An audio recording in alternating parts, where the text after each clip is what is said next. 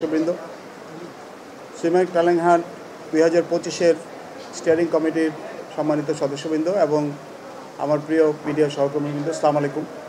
আপনারা দেখেছেন এইমাত্র আমরা সুইমেক টালেংহাট 2025-এর তৃতীয় পর্বের সমাপনী অনুষ্ঠান উপভোগ করলাম এবং এই যে আয়োজন সারা বছরব্যাপী এটা সফলভাবে শেষ করার জন্য আমরা আমাদের সুইমিং ফেডারেশনের সংশ্লিষ্ট সকল প্রশিক্ষক, স্টাফ, সর্বস্তরের কর্মকর্তাবৃন্দ, বাংলাদেশ নৌবাহিনী এবং নৌবাহিনীর বিভিন্ন পর্যায়ের কর্মকর্তা এবং নাবিকবৃন্দ, বিশেষভাবে আমাদের সম্মানিত পৃষ্ঠপোষকবৃন্দ, তাদেরকে আন্তরিক ধন্যবাদ জ্ঞাপন করছি। আমার বিশ্বাস আমাদের যেই মহতী উদ্যোগ এটা আমরা সফলভাবে তৃতীয় পর্ব সমাপ্ত করতে পারবো ইনশাআল্লাহ। এবং সেই ক্ষেত্রে আর সবার সাথে আমি আপনাদের মিডিয়ার সকল সহকর্মীদের আন্তরিক সহযোগিতা চাচ্ছি, আপনাদের সার্বিক অংশগ্রহণ চাচ্ছি এবং প্রতিটি পদে আপনারা আমাদেরকে অনুপ্রেরণা যোগাবেন, আমাদেরকে গাইড করবেন, আমাদেরকে ভালো মন্দ পরামর্শ দিবেন, যাতে করে আমরা এটাকে সুন্দরভাবে শেষ করতে পারি। আর এই মহতী উদ্যোগ আমি যেটা বলেছি, আমাদের অতীতেও চ্যালেঞ্জ ছিল, সেই চ্যালেঞ্জ মোকাবেলা করেই দেশের সার্বিক বিরাজমান পরিস্থিতির সাথে তাল মিলিয়ে আমরা এই প্রচেষ্টাকে সফল করার চেষ্টা করেছি।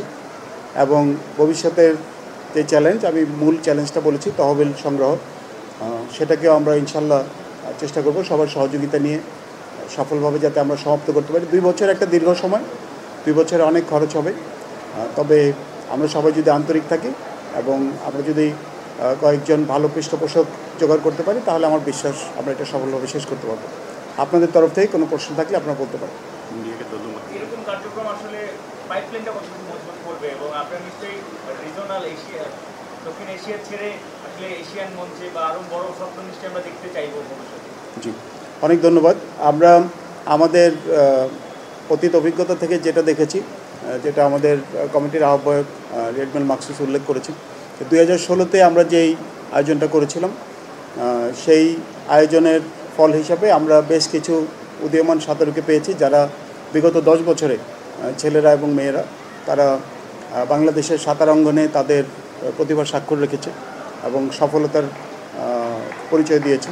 আমার বিশ্বাস এবারেও আমরা যদি ভালো প্রশিক্ষক জোগাড় করতে পারি, আমরা যদি সুন্দরভাবে প্রশিক্ষণটাকে চালিয়ে নিতে পারি, তাহলে আমার বিশ্বাস আমরা আগামী 8 থেকে 10 বছরের জন্য ভালো সাঁতারু খুঁজে পাবো।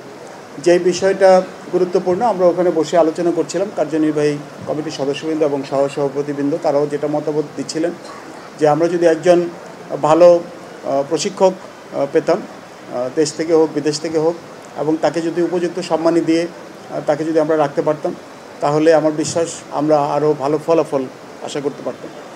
দীর্ঘ 2 বছর একজন যদি নাও থাকেন, একাধিক প্রশিক্ষক যদি নিতে পারি, একজন পুরুষ এবং একজন মহিলা প্রশিক্ষক যদি আমরা নিতে পারতাম, তাহলে আমার বিশ্বাস আমরা এটাকে সুন্দরভাবে শেষ করতে পারতাম। এই সব কিছুর জন্যই যেটা দরকার, যেটা বললাম আমি, তহবিলের প্রয়োজন। তো এটা যদি আমরা জোগাড় করতে পারি, তাহলে আমরা ইনশাল্লাহ এমন সাঁতারু তৈরি করতে পারবো যারা শুধুমাত্র জাতীয় পর্যায়ে না, আন্তর্জাতিক পর্যায়েও তাদের সফলতার স্বাক্ষর রাখতে পারে। ধন্যবাদ।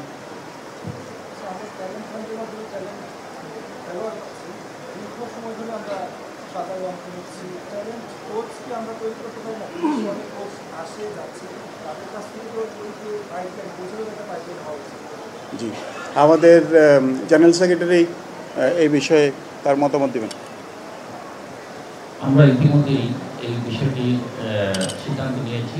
গতকালকেই সিদ্ধান্ত হয়েছে যে আমাদের যিনি বর্তমানে বিদেশি কোচ আছেন, যেহেতু আপনারা জানেন যে এসএ গেমস হবে না, সেক্ষেত্রে আমরা এই কোচকে দিয়ে আমরা লেভেল 1, 2, 3 অন্তত করিয়ে রাখবো এবং আমাদের দেশীয় যারা কোচ আছেন, যাদের আধুনিক যে টেকনোলজিগুলো জানা দরকার, সেগুলোর জন্য আমরা ওয়ার্ল্ড অ্যাকোয়াটিক্স থেকে যোগাযোগ করে স্পেশালিস্ট আনবো, যেন তাদের মাধ্যমে আমরা আরও তাদেরকে অভিজ্ঞ করে তুলতে পারি। ধন্যবাদ।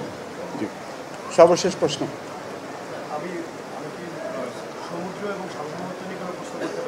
আমরা আজকের আলোচনাটা সাঁতার নিয়েই সীমাবদ্ধ রাখি, তাহলে ভালো হবে। জি, আপনাদের সবাইকে অনেক ধন্যবাদ। আপনাদের সহযোগিতার জন্য।